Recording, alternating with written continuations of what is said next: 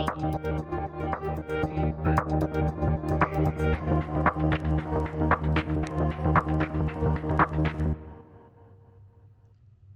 everyone, it's technology expert Burton Kelso here with another tech tip to help you get the most out of the technology in your life.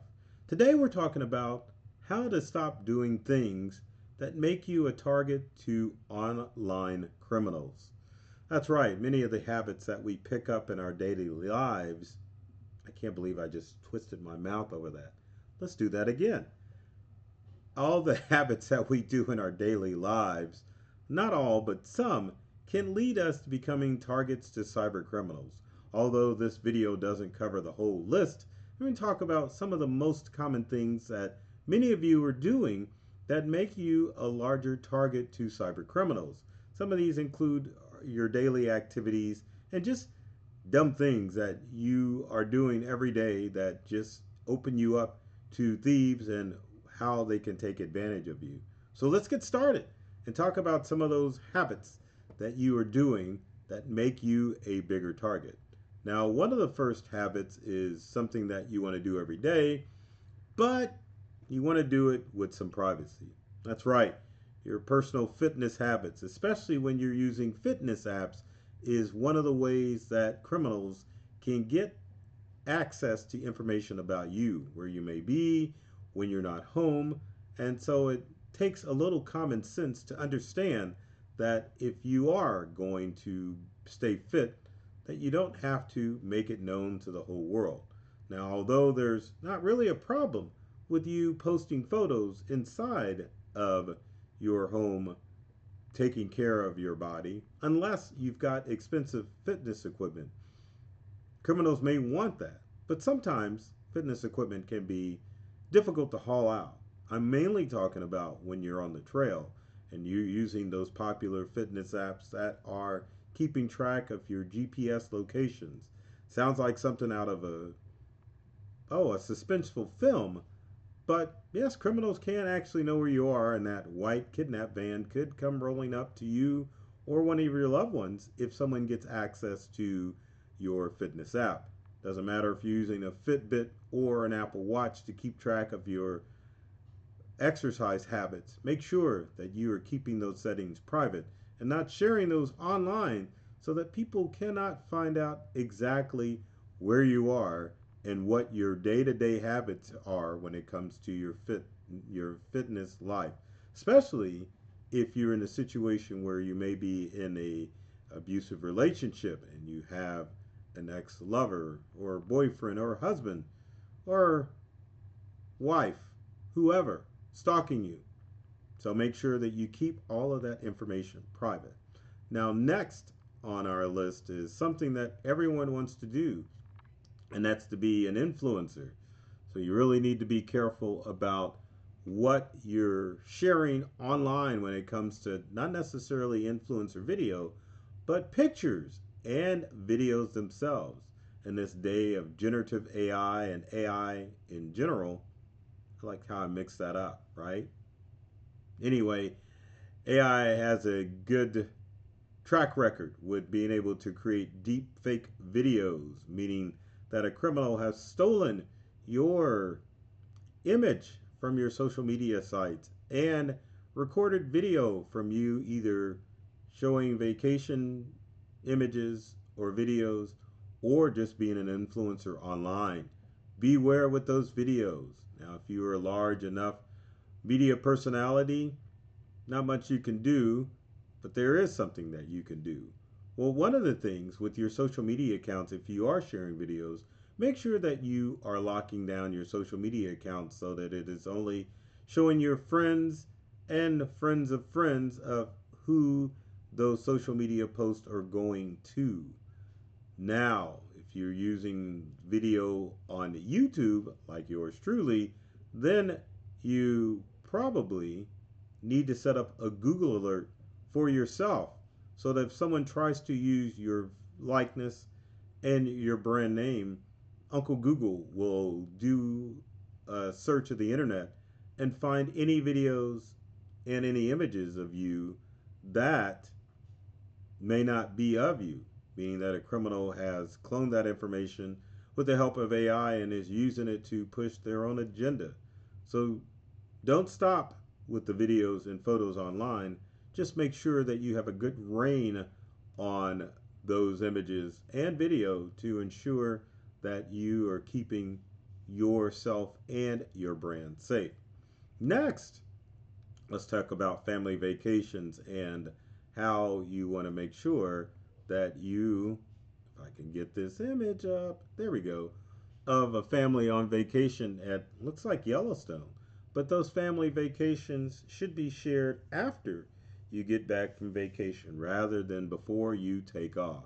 Now, if you have a house sitter, then you may be able to share those photos without criminals knowing that you're going to be gone weeks on end. I share vacation photos and video, but there's normally someone at the house keeping a watch over it so that criminals can't break in. Make sure that you're doing the same thing. And I don't mean someone just checking in to see if your house is okay, meaning someone's actually staying at your house before you share those family vacation photos and alert the whole world that you're going out. So, the safe side, share vacation photos when you are back from your trip. Also, make sure that you are limited on social media who you are sharing those images with. Make sure that, again, your social media settings are set to friends only or friends of friends. And also, one of the things I forgot to mention earlier, make sure that your social media isn't sharing information on Uncle Google. Now, platforms like Facebook allow people to do a Google search on your name to find information about you. Now, some social media accounts will disallow that. Others, you don't have any choice. So just be careful where you are sharing that information online because in this day and age, your information is out there for criminals to see, and they're always looking up new information about you. You don't want to give them too much data to use because criminals in other countries and in your area are always finding out different ways of how they can take advantage of you. Next, sharing that cell phone number is a no-no. You don't ever want to share your cell phone number with strangers. I know if you're an entrepreneur, this can be tempting because obviously your mobile number is your business number. But in our current digital world, you want to rethink that strategy. Either set up a free Google Voice or WhatsApp program that allows you to make outgoing calls masking your mobile number, or get a voice over IP service such as Vonage, Ring Central, or other services out there that allow you to make calls from your smartphone with your voice over IP app, thereby keeping your mobile number safe and secure, and don't share it and not sharing it with anyone else. When you share your mobile number, it opens you up to a variety of cyber threats such as phishing scams in the manner known as SMS phishing or smishing, and also text messages or voice messages, I should say, sorry, which is vishing as far as phone calls coming in from criminals that are saying that they are a trusted source trying to get information from you. The less people that have your mobile number, the better you are because it'll cut out that influx of bogus messages coming in to your mobile devices. Next is sharing your marital status, especially if you have been widowed. For criminals, this is a sign that you are lonely and it opens you up to things like Tinder swindler or other romance scams that are out there. When you keep your status either single or don't even post a status at all, if you are single or widowed, it helps cut down criminals that are after you. You can even put married as a status, or again, don't share it at all. Whatever it takes in order to let criminals know that you aren't in a state of loneliness so that you don't fall for a variety of the romance scams that are circulating around the web. And criminals are always doing their homework to find out who they can scam and who they can't scam. But obviously, it's a larger target if you are widowed, and it just attracts more people.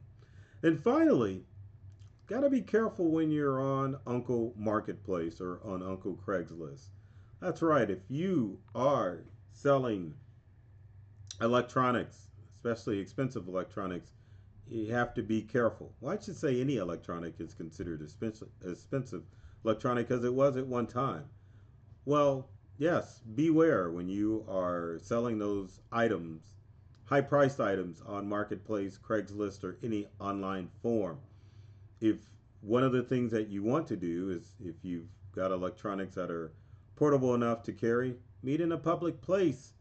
There have been instances where people have been robbed either in the home or in a public place. So if you're going in public, take somebody with you to ensure that nothing bad is going to happen with you. Remember that criminals don't just exist in faraway countries and committing acts online only. There are real life criminals that are also scanning and finding opportunities everywhere. So make sure that you are taking steps to stay safe. That way you don't become a victim of a cyber crime. And cyber crime just doesn't happen in the real world. It also happens online as well. So with that said, if you've got comments or questions about things that you could be doing to help keep yourself safe from cyber threats, leave them in the comment section below. Love to help you out and help you stay safe and secure. With every video, I always ask that you like, share, and subscribe and comment because I'm sure that you know somebody out there that needs some help with the technology devices they use at home and at work. Now, my purpose with every video is to make sure that you and everyone around you knows how to open themselves up to a whole new world of ideas and experiences with the gadgets they use at home and at work. I love technology. I've read all the manuals, and I'm serious about making technology fun, safe, and easy to use for everyone. So take care of yourself and do many things to make you smile. And thanks for watching.